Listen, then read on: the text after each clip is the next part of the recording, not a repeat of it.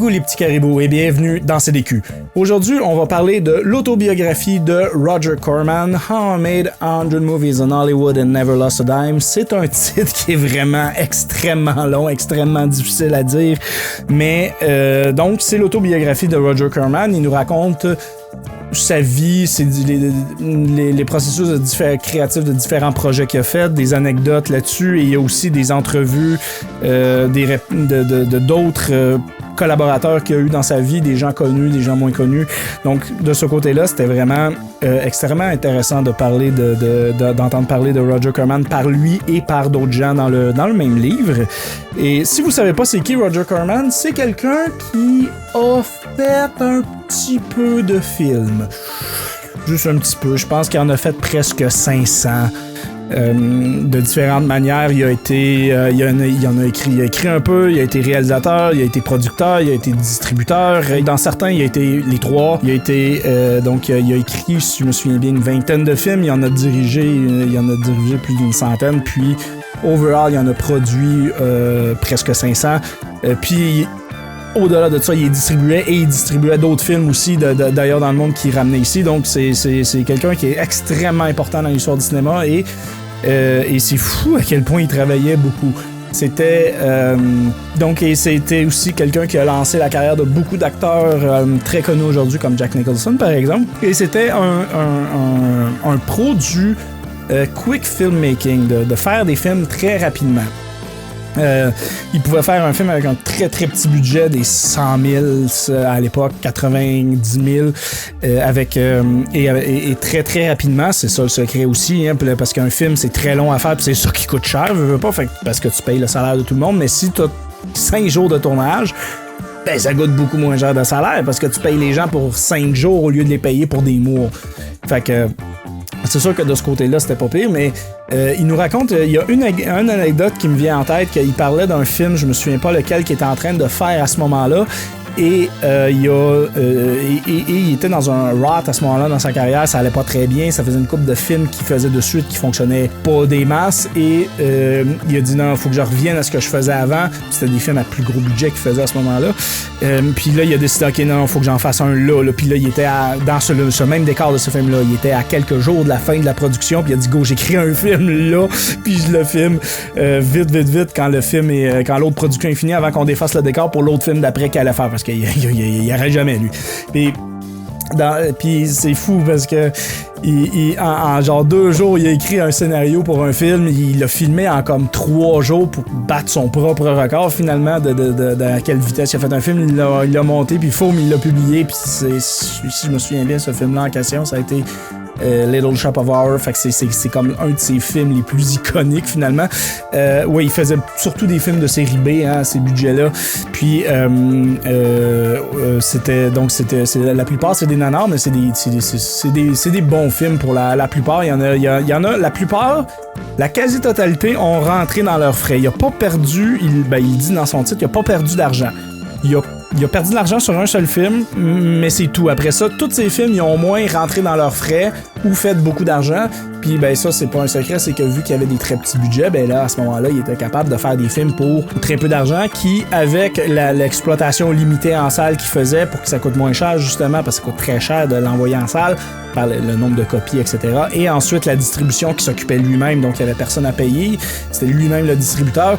Et donc, il faisait des très grosses sommes d'argent avec ça, parce que le film avait tellement fait rien que donc les quelques salles dans lesquelles il était, plus la distribution en VHS à l'époque, ça il faisait beaucoup d'argent pour un film. Des fois, il pouvait se faire des millions. Il va se faire comme 1 million avec un film qui a payé c'est comme 100 000 pour. Donc, il y a eu énormément de succès à ce niveau-là. Pas parce que c'est quand même bon. Puis, il est connu pour d'autres choses aussi, comme j'ai dit, il a fait beaucoup de films comme ça, il y en a qui étaient très bons, il y en a qui étaient moins bons, il a lancé la carrière de plusieurs acteurs, mais il a aussi été prendre des films qui étaient à l'étranger, qui sont en Europe, en Asie, puis il les a amenés ici pour les faire découvrir au public américain, il a acheté les droits, il les a diffusés ici, puis il a fait de l'argent avec ça aussi. Puis certains des films qu'il est allé chercher, notamment, c'est les films d'Akira Kurosawa, un réalisateur que j'aime beaucoup, qui est considéré par plusieurs comme le meilleur réalisateur de tous les temps, toute époque confondue, tout genre confondu, c'est considéré comme le meilleur réalisateur de tous les temps par vraiment beaucoup de monde. Et donc, il est allé chercher plusieurs films de ce réalisateur pour les distribuer ici. Et c'est comme ça que George Lucas a pu voir ces films-là.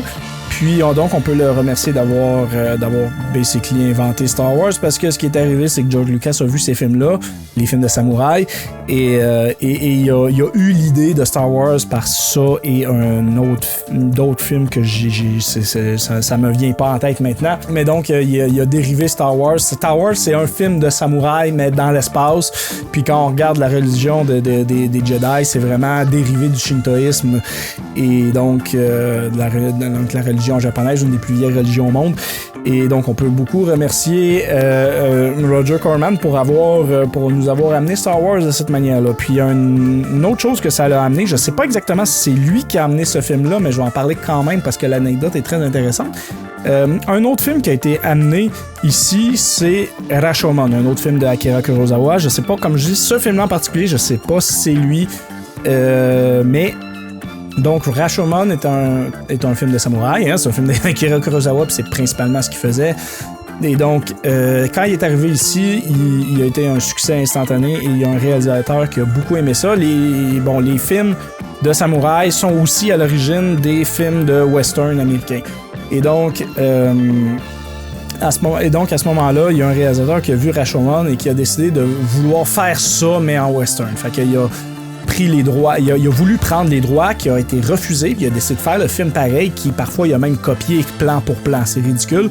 Puis donc il y a eu un procès. Ce film-là, c'est A Fistful of Dollars avec Clint Eastwood, qui est un film hyper important dans le genre du western, qui a eu une franchise de 3 films si je me souviens bien, et qu'il a un peu lancé, la carrière de Clint Eastwood avait déjà lancé, mais c'est ça qui l'a vraiment parti comme il faut, et donc il a engendré énormément d'autres films western après ça, et donc ça part du fait que ce réalisateur a volé le film de Akira Kurosawa, qui a reproduit quasiment plan pour plan des fois, puis donc il y a eu un procès là-dessus, puis ils se sont entendus hors cours.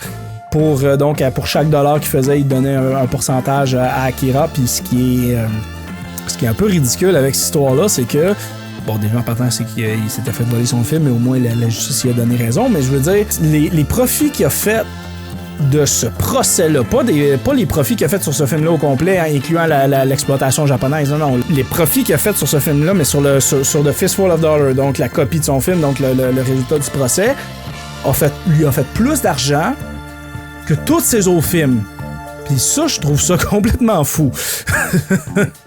Donc, Roger Corman, c'est quelqu'un qui est vraiment très important à ce niveau-là. Il a introduit énormément de films étrangers ici. Il a fait énormément de films lui-même. Énormément de films de série B, puis introduit beaucoup d'acteurs. Donc, c'est quelqu'un qui est vraiment important dans l'histoire du cinéma. Puis, si vous aimez l'histoire du cinéma et si vous aimez l'histoire du cinéma ou Roger Corman ou les deux, je vous conseille vraiment de le lire, c'est très intéressant. Ça se lit bien, c'est juste certaines pages sont un peu... Cette vidéo-là va avoir été extrêmement difficile à faire. Il fait extrêmement chaud dans mon bureau, puis mon téléphone n'arrête pas d'éteindre pour cause de surchauffe. On va y arriver, on achève, on va y arriver. Donc, comme je disais avant cette interruption, c'est un livre qui est quand même assez simple à lire, mais bon, c'est sûr que les pages vont vous prendre un peu plus de temps à lire, un peu plus comme si vous avez lu Through the Moon Gate, que je vous avais parlé, que lui, il est en autopublication par exemple, mais c'était quasiment des pages A4. Donc des pages beaucoup plus volumineuses, beaucoup plus de texte dessus. Et on retrouve un peu le même effet ici, donc le livre est quand même relativement volumineux en termes de taille, mais qui a aussi beaucoup de texte par page, donc il est quand même assez long à lire par page, mais overall, ça se lit quand même assez bien, ça se lit quand même assez vite. Il y a quand même pas trop de pages, là, il y en a 230, 240 à peu près, donc ça se lit quand même assez bien.